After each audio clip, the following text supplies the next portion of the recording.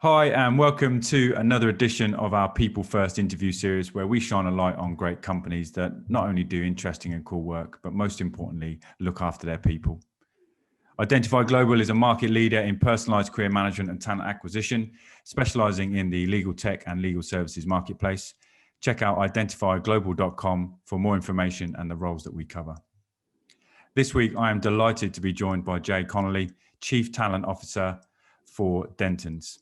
Jay leads Dentons' human resources, recruiting and training functions, delivering best practices and ensuring consistent standards across all geographies. He also advises the firm's leaders on opportunities to enhance all aspects of talent management, including recruitment, performance management, diversity, training and development. Dentons is a multinational law firm and the world's largest law firm by headcount. Jay, thanks for coming on. How are you? Well, Pete, thanks very much. Delighted to spend some time with you, and all things considered, pretty well, thank you. Pretty well. Good stuff, good stuff. So whereabouts are you in the world? Locked down at home, and saying to somebody recently, we're coming up, as I suppose it is for many people, but coming up on the 1 year mark since I was actually last physically in our offices in London. Wow. So who knew when that announcement was made back in March last year, how long it would be? But anyway, yes. Yeah, it's crazy when you say it like that, isn't it? A year. Who thought that? If someone said to you, you can have a year off. And everyone would say, "Nah, it's never going to happen."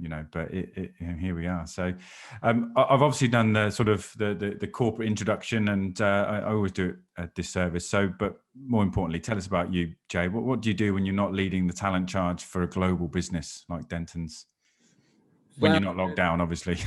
Well, yes, I was going to say that looks different in the last 11 months, which again right now for us and many other people, but involves the challenge of homeschooling. And I don't know what's harder some days. Some of the questions that I get and have to deal with in front of my laptop on Zoom for Dentons, or answering some of the maths, chemistry, or geography questions that I get asked when I step outside the room. But there we are. So that's a bit of it, and obviously navigating and enjoying family life.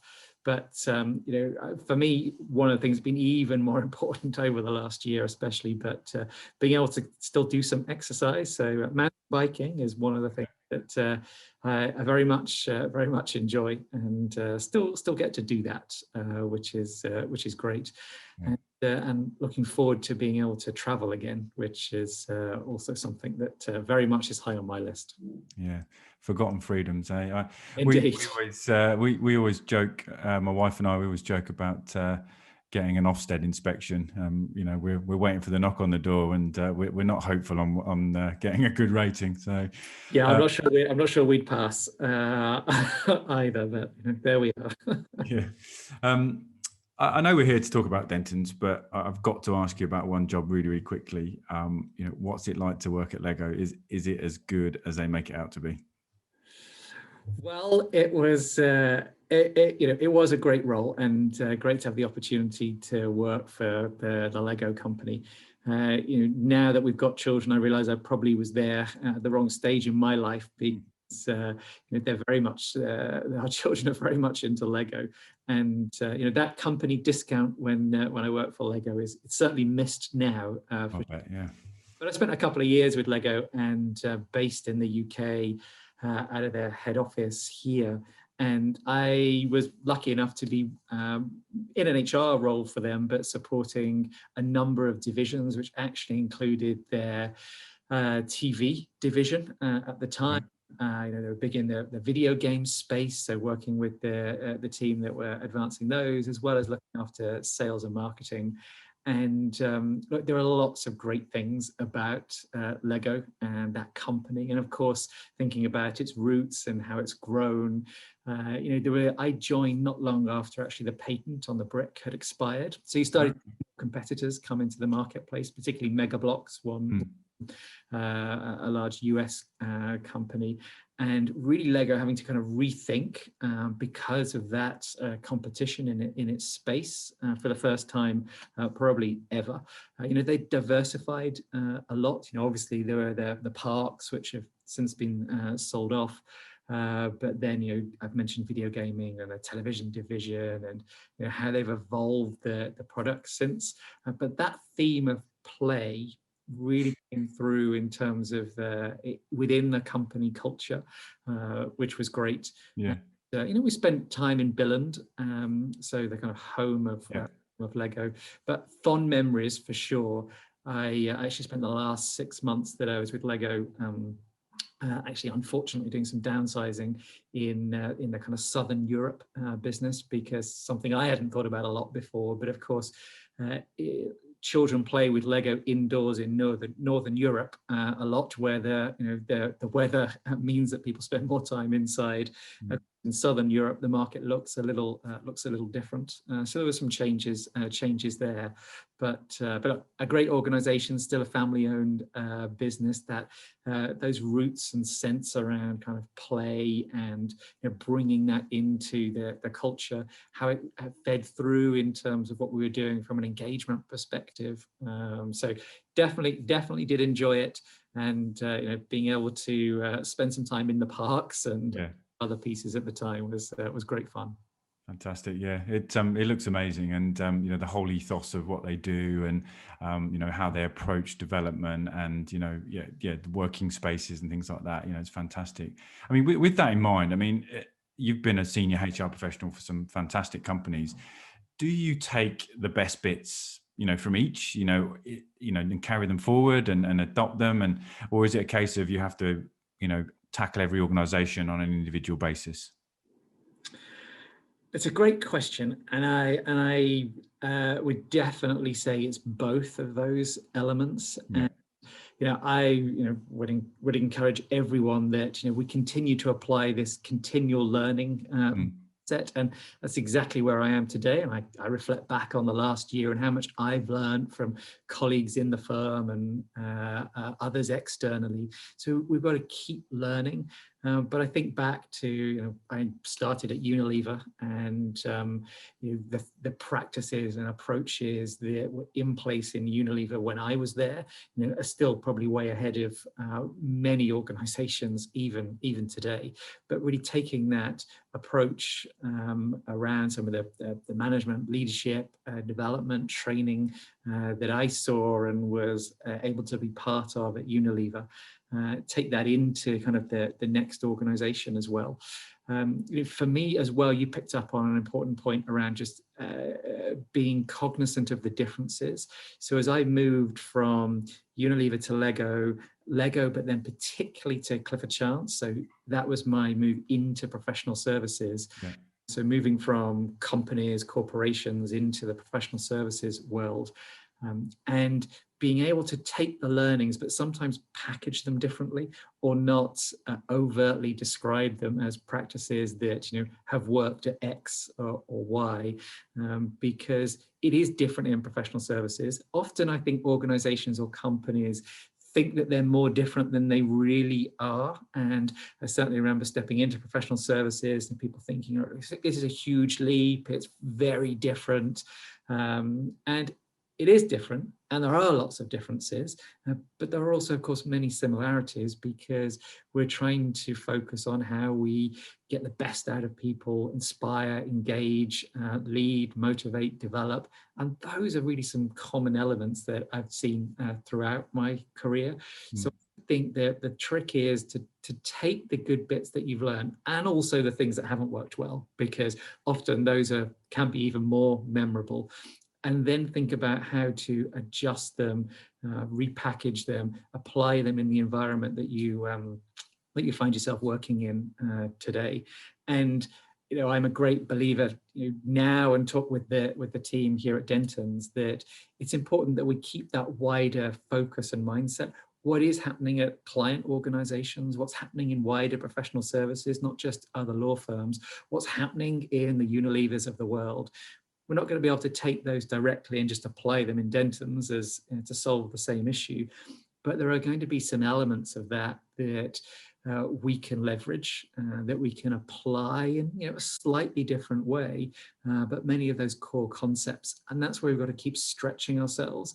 And whether you've moved between different organizations or been in one organization for a long period of time, I think how you keep challenging yourself, adding that fresh thinking, one of the ways of doing it, of course, is just looking what's happening around us and thinking, how could I use some elements of that? Not how could I pick it up and just apply it.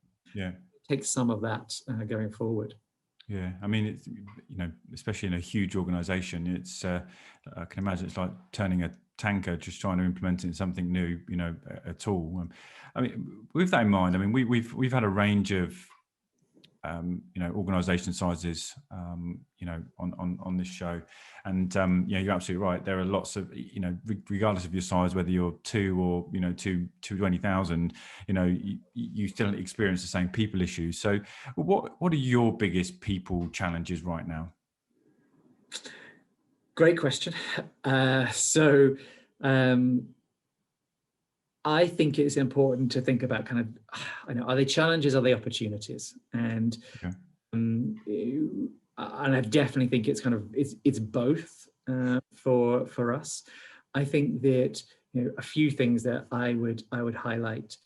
One, we've been talking a lot about this mindset and supporting individuals around how to continue to adapt and adaptability. So we used a lot, and there was a lot externally about resilience in 2020.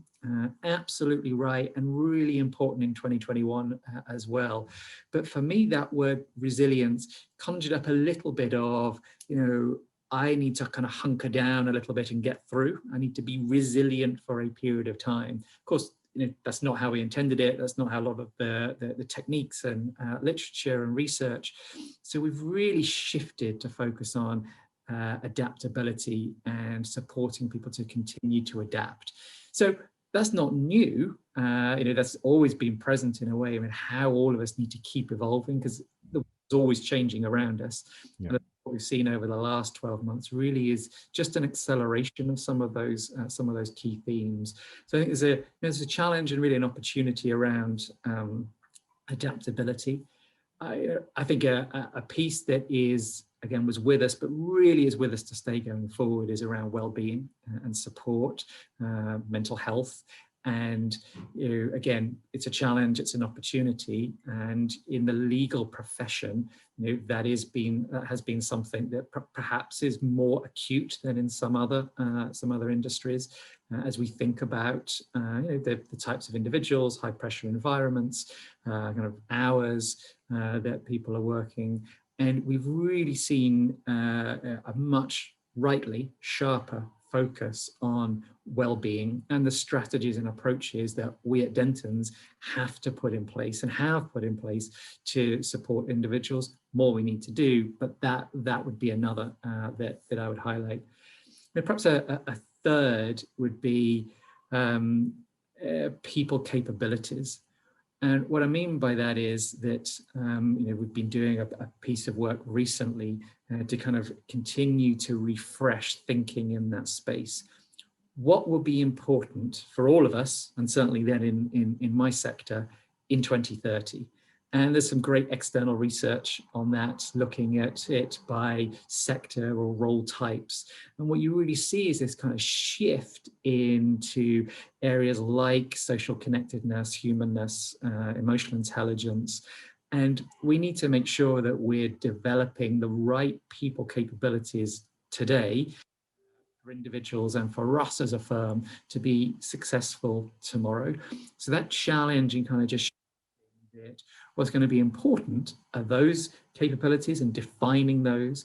And of course, we need to ensure that we train and develop people on the expected legal skills, but that's a given. What's going to drive success in the future are a set of capabilities that will be slightly different because the world does continue to change around us. So this theme about adaptability, this focus on well-being, mental health, and then also ensuring that we're kind of resetting how is it, where are we developing people for the future? Because what we did yesterday can't be the right answer. Things have evolved. Yeah, I think that's a really interesting point, because the word resilience is often overused and used incorrectly, and there's connotations with the word resilience. It means tough, doesn't it? It means sort of get on with it, stiff upper lip mentality, and there's a difference between resilience and adaptability. And resilience actually is coping, and getting through this. And everybody copes differently and needs different support and mechanisms in order to cope. So I really do like that, actually, and that's the first time I've come across that, because the word resilience is used all the time at the moment. We need to be resilient. Well, we need to get through this. Even the PM is using that, those words. So. And actually, we don't need to be resilient. We need to be able to adapt and overcome, and I much prefer that, actually. So, yes, fantastic. So, I mean, with that in mind, then, what initiatives have you implemented to support that and your people and culture? Well, look, I think you're right on that connotation of what it means. And you look at resilience, and we've talked a lot about or leadership resilience. We were talking about this time last year, and it is that kind of bounce back from setbacks. I'm able to do that, absolutely. And there's been a lot of that, and it's important, that bounce back. But then broadening it to say, well, what are the approaches I put in place to continue to adapt. So in terms of supporting that approach, a few things that I'd highlight. We've got to start, my view, and what we've talked a lot about internally, is we've got to help individuals, we've got to help teams, and then we've got to help at the organizational level. So really thinking about this in at least through three lenses. And firstly, when we've thought about individuals, whether that's individual as kind of a leader, whether it's an individual, as a member of our firm, wherever they happen to be in the globe. How are we helping them on that kind of one-to-one level? And I think it's even more important for leaders to recognize they need to start with themselves before they're trying to focus on the kind of the next two pieces that I'll come to. And that's taking that time to understand, well, look, where am I today? What's working for me and what isn't working for me? What are some of the things that I need to do in terms of mindset or approach? And we've done a few things. Obviously we found that sharing some concepts and ideas in some larger kind of webinar sessions, there's some value in that. What we found is more impactful is then when you kind of break that down, and we've done a lot of kind of small group discussions with individuals right across the firm. And again, in different locations, different geographies, and creating that space for conversation and sharing kind of what's working for me, and doing that over a period of time. So again, it's not one hit, but maybe there are kind of 3 of those sessions over 3 weeks, or spread out a little bit further to bring some of that help and support. And then we've also done it at a one-to-one level, and have partnered with a number of people externally to provide some one-to-one support for individuals. Because of course there's a spectrum. There's some individuals who are really struggling with this. There are some that actually have been applying the sort of strategies we're talking about for a long time. So there's an individual lens. There's then this team lens, and really thinking about what is it that I, as a people leader, wherever we are, in the business or in the globe, what is it that I need to be doing? And we've talked about and run a series of programming around how do I create that space for the right conversation? How do I keep ensuring that I am building the context? And for me, context has become even more important in the last 12 months, because we've got people working, instead of in 190 plus offices around the globe, we've got 20,000 offices, because people are working individually. Yeah. But you get the point. And that context that I might have got by seeing in my office, not necessarily the ones that are in my team, but that's gone, that's been stripped away, and we're all sitting in our walls. So how do I, as a leader, create those spaces to help individuals kind of understand what's happening, and then talk about ways and strategies that as a team that we can continue to adapt. And then the third piece, really driving it at an organizational level. And for that, in part, it is about highlighting that this is important, that this is a kind of a priority area. And in part, it's also about building some organizational resilience. So how the overall organization continues to adapt, because look in our market and there continues to be change. How companies and individuals want to procure legal services, competitors that are there now in the market, how we're connecting as an organization with others. So it has to be there at the organizational level.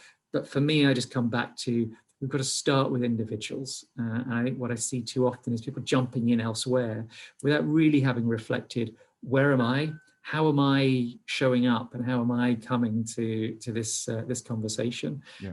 Am I doing it from kind of a fixed mindset that is or isn't working? And if I haven't had that time to reflect, then we're really not going to be able to build it right throughout the organization. I think managers, like a lot of people, you can put teachers into this category. They've been thrust into the limelight, and all of a sudden everyone's gone, right, okay, how do we do this? And no one's planned for this. No one's been in this situation before. Some companies, have always worked remotely and, do it really well, and because that's how they've done it. But if you haven't done it before, and you're a big organization, or any size of organization, and you're now having to work remotely, do your work, that's fair enough. But if you're having to manage remotely and keep people, now we're having to focus on mental health and well-being. Pretty much most managers have never really been trained in that. It's all about productivity and getting things done. So, good managers are naturally human. And, if you're sitting around a desk with people, or, as we talk about, you can bump into people and say, how are you doing? And you get that interaction. And often that's enough for people. But now you have to it's almost forced. You have to sort of jump into their world on a Zoom call like this, or whatever it looks like. And it's never the same as, let's go and have a coffee, sit in a meeting, how are you getting on? Are you struggling? Are you, those conversations, still today, and I don't think that will ever change, will always be better done face to face. And, no one's actually considered that from a manager's perspective. How do you do this remotely? Do they have the capability? And let's be honest, not everybody is that way inclined. No, Pete, I think you've hit the nail on the head. And, I remember March, April, May 2020 having a lot of conversations here. So, I happen to be in a sector or an organization where we've got individuals who would often be out of the office, traveling, working at a client site. So there was this perception at the start of this shift to entire virtual or remote working that I know how to do that. Because I've worked from the road, or I would have to travel, frequently. And there are others, of course, in other organizations who might be in a similar position. There's a fundamental difference for me. And that fundamental difference is, while 1, 2, 3 kind of members of the team might spend a portion of their time previously traveling or out of the office, what happened last year, and I think going forward we'll see more of, is entire teams are out of the office. Entire groups of people are now based at home. So I might not have been in the office, but part of my team were, and that connection would still happen. All of that got stripped away. So you're absolutely right. How we have people leaders actually manage, lead, drive connection in an entirely virtual and remote world does need to look different. And we do need to kind of play up some of the skills and approaches that we've used, and just be careful about some others. And you touched on, we find ourselves jumping into kind of Zoom video calls, whatever the platform, and there are some pluses. And it's been talked about a lot, and it's certainly to get people to contribute, I found, is kind of easier. Because you can kind of call on people, everybody's coming to it, kind of almost equalized in a way as their docs on the screen. But there are, of course, a lot of downsides in that the conversation we might have had walking into that meeting doesn't happen. The conversation we would have had afterwards, the conversation that I have with a colleague to say, what do you think was meant by X, Y, and Z? All of that has been stripped away. I think we've also got to find, as leaders, to recreate some of that. So I think using the phone to pick up and have some of those no agenda offline discussions with people. So we all have a lot happening in the day, on multiple fronts, not just the work front, but finding time, whether that's 5 minutes or 10, to pick up the phone and just have that discussion around what's on their mind, just wanting to check in, really valuable. Finding time to do that with the team as a whole, not just using video, not just using email, but kind of mixing up how we communicate with each other, encouraging the team to have those connections as well. One other thought here is that, I think that in part we saw a very successful shift to remote working, variety of reasons. Technology worked, and yes, we've had people working remotely before, but also as you look at many teams, there was some glue that was already there because that team had connection, kind of knew each other. So to shift to virtual working, I still know, of course, many of the colleagues that I would to connect with. As as time progresses, I think that glue thins or becomes less sticky because we're not refreshing it with time together to go and grab a coffee or see each other and have some of those discussions in person. But the other thing is, of course, we start to see movement in organizations. We've got people joining, we've got people leaving, we've got people kind of moving and being parts of different teams.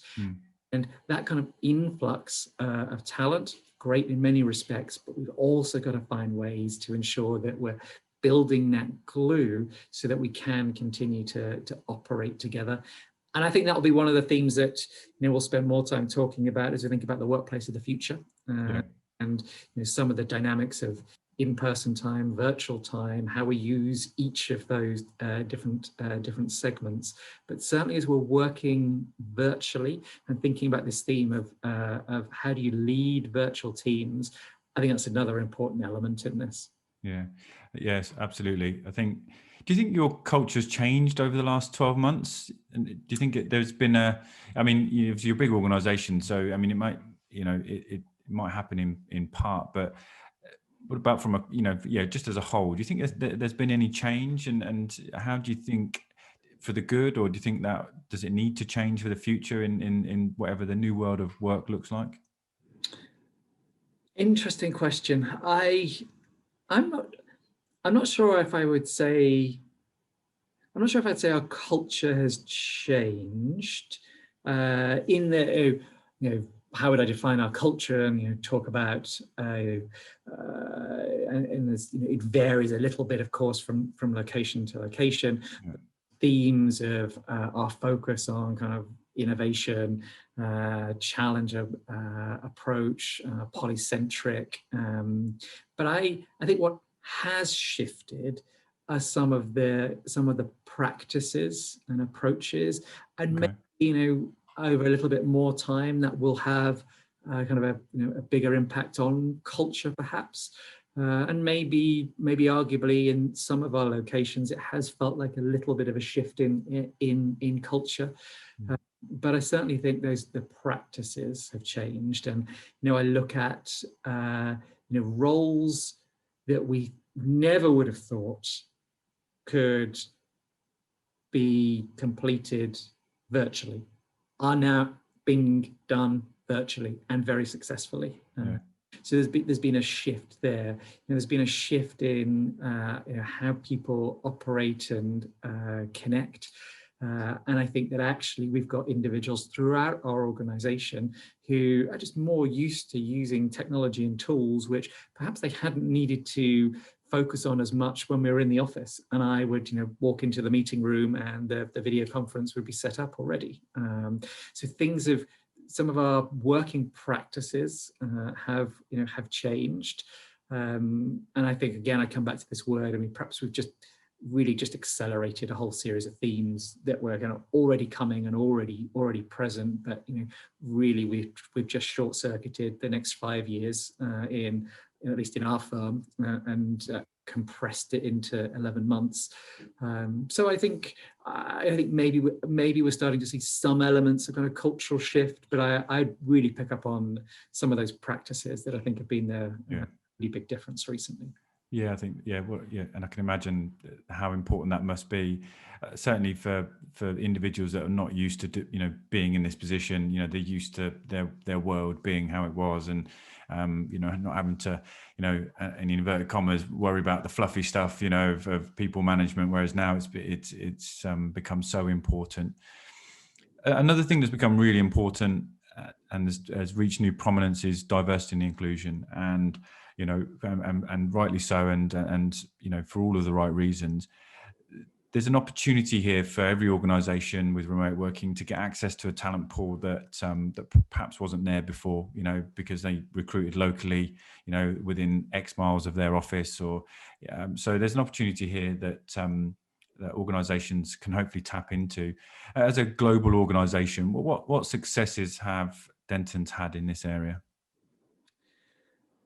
Well, lots of themes in what you've just touched on, and maybe I'll start with the inclusion and diversity piece, and lots of really, continually overdue, but lots of really important discussions last year. And I think back to earlier in the year and the murder of George Floyd, and the conversations that we had internally, not just in the US, but really throughout the firm globally. We put in place a series of listening exercises, and really took a very deliberate kind of 3-step process last year. The first piece was this reconfirmation of our commitment in this space. The second was listening, and that was really important, because instead of jumping into the third, which was, what are we going to do, and actions, but actually to take some time and really listen to people right around the firm.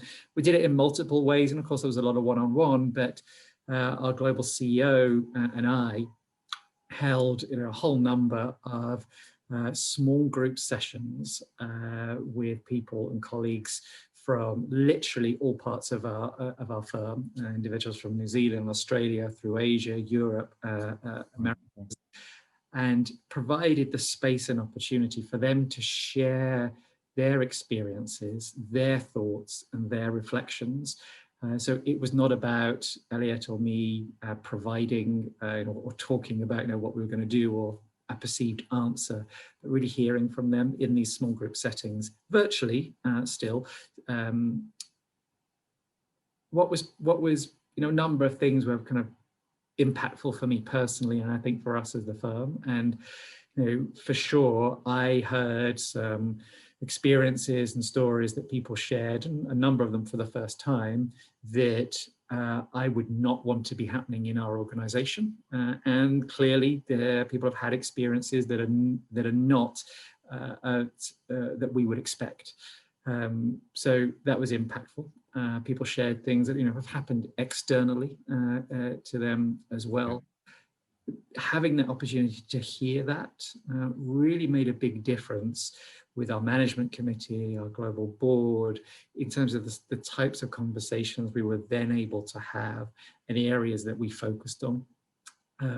One, we've been informed by these themes that were existing in our organization. We had insight into those themes. We added to it. Obviously we'd run an inclusion survey earlier in the year. We had that input. We had some one-on-one input as well. We have an inclusion and diversity leadership council that were focused on it. But that really helped with this third element, which was then saying, what is it that we as a firm globally need to put in place? So we set out 5 enhanced commitments, and most importantly, under each one of those commitments were some very specific actions, which we're working through and continue to add to. 2 other things from in the I&D space for last year for me. One was that building on that kind of listening, we also have put in place an inclusion advisory council. It's a group of about 30 people, again, from right across the firm, that come together multiple times during the year. But it's one way that we formalized some of this listening going forward. Yeah. Ensure that we're getting this continued and regular input. So we didn't have that before. We've got an I&D Leadership Council, but we really wanted to have some other ways to make sure that we were systematizing this kind of input from an organization that is hugely diverse, multiple locations. The other piece was we'd already designated 2020 for us as Year of the Ally. So we've been running and ran 4 programs that we ran globally multiple times, focusing on allyship. What does it mean to be an ally? What are some of the skills and practices that I need to employ? How do I stay responsible in this space? And of course, the allyship theme really helped conversations that we've been having, and something that we're carrying forward into this year. So as I reflect on, you're absolutely right about kind of inclusion and diversity, and for us really building it into everything that we do. But that listening piece, and certainly what I heard and others heard, really made a big difference last year in terms of how we've approached it. Huge, yeah. I think. So it's one of the first questions when I'm working with new clients is, what is your approach in this area? And the amount of times I hear it, we're open to it, and you have that unique opportunity to actually speak to people in your business. And I think the fact that you have that ability, I mean, in an organization is the great starting place. Having a set of tick boxes at the bottom of a form is not you being open to inclusion and diversity. That is you essentially being compliant or being able to demonstrate that that you're trying.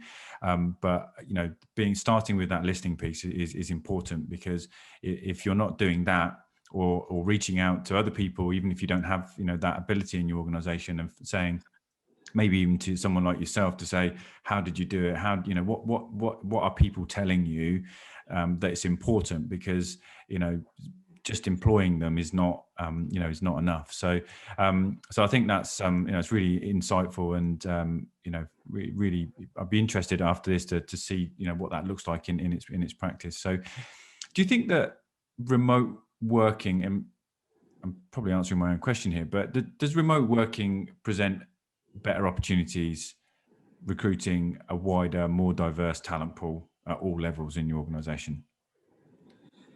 I think you've answered it. I think the answer, maybe I should say a bit more, but I do. Yeah, no, I think that's that's the for me, if this doesn't move the needle. Yeah. For I'm coming at this from a neurodiversity perspective, because most people listening to this will know that my brother has autism, and he can't work in a workplace for lots of reasons. There's lots of people that can, lots of people that can't, and for those that know autism, there's a huge spectrum, and there's lots of tasks that are available to people that just and whether it's a physical disability, in a wheelchair, whatever, I know every organization has to provide access, but not some can't, because of the buildings they're in. So if you can't access a wider talent pool here regardless, then I think that's it's a missed opportunity, in my opinion. I completely agree with you. I would also just add, and I think that's organizations, I think that's leaders in organizations, I think that's the HR community. We have to think through how we now leverage that. Yeah. The answer to your question is absolutely yes, but we've got to then think about, well, how are we accessing those talent pools? What does that then mean in terms of how we're connecting with them, or onboarding individuals, or ensuring that we're setting individuals up for success? Are they linked to an office? Do they need to spend time in the office or not?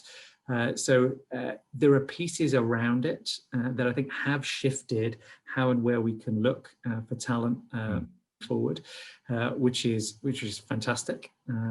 But there are it is incumbent on us to ensure that we've put in place the approaches, the practices, the structure. We've shifted some of that kind of structure to enable that going forward. Yeah, I mean, the things that you shared earlier about what you're doing in terms of an individual, team, company level, getting everybody into that mindset and that headspace. I think you guys are going to be perfectly placed to take that further forward and hopefully lead the charge on that. So that's fantastic.